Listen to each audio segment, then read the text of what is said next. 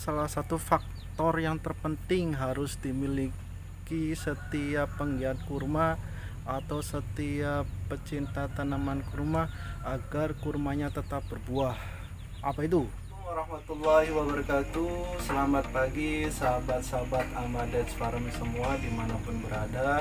Semoga kita senantiasa mendapatkan perlindungan dari Allah Subhanahu wa Ta'ala, diberikan kesehatan dan diberikan kebahagiaan dan keberlimpahan hidup. Amin amin ya robbal alamin. Pada kesempatan ini kita akan membicarakan banyak tentang kurma ya. Akhir-akhir tahun ini kurma memang sedang booming-boomingnya untuk ditanam di daerah tropis, khususnya di Thailand. Di Thailand sudah booming sekali.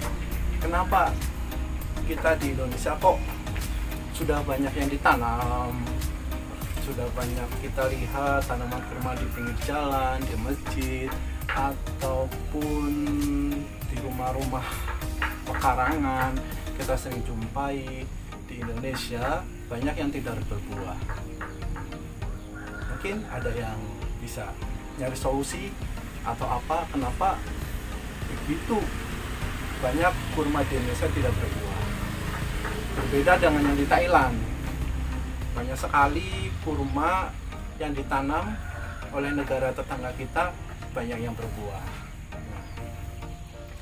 Banyak orang mengatakan bahwa iklim di Thailand dia lebih tinggi, lebih mengarah ke subtropis, suhunya lebih dingin, dan berbagai macam alasan lainnya, sehingga kita mendoktrin bahwa Thailand memang cocok.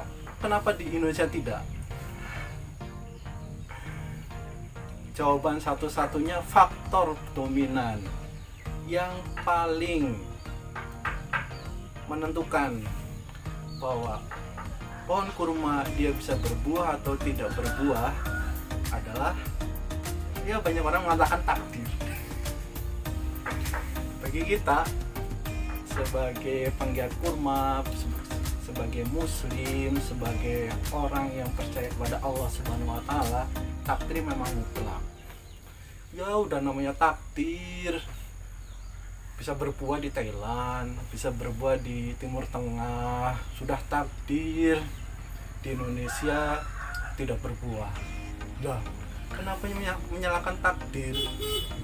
Memang takdir tidak bisa dirubah. Seperti kita mengetahui jenis kelamin pada pohon kurma ya. Kalau pohon kurma sudah ditakdirkan jadi pohon kurma jantan, ya jantan. Kalau pohon kurma sudah ditakdirkan menjadi pohon kurma betina, ya jadinya betina.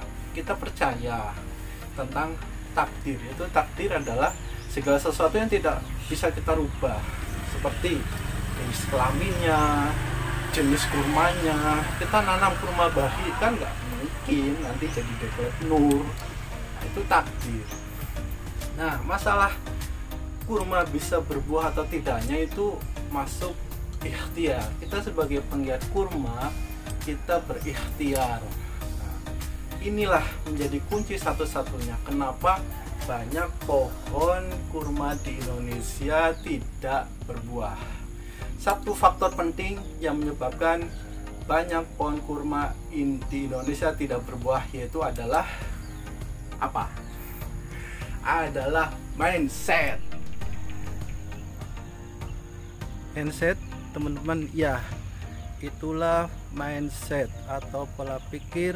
Apapun yang kita pikirkan, yang kita rasakan selama ini, bahwa kurma di Indonesia tidak mungkin berbuah. Satu faktor ini yang sangat sekali menjadi salah satu faktor yang terpenting yang harus dirubah oleh kita semua, khususnya para penggiat kurma. Mindset bahwa kurma itu tidak bisa berbuah di Indonesia, bahwa kurma itu tidak cocok di Indonesia, harus dihapus, harus diganti dengan mindset yang benar.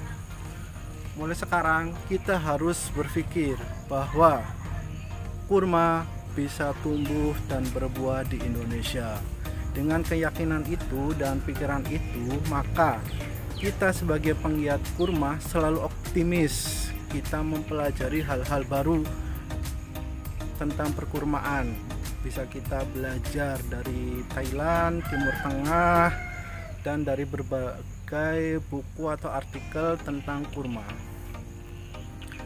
Satu faktor ini bila salah, bila kita tetap menyimpannya bahwa mindset kurma tidak bisa berbuah di Indonesia, maka selamanya kita akan terkubur, kita akan ketinggalan.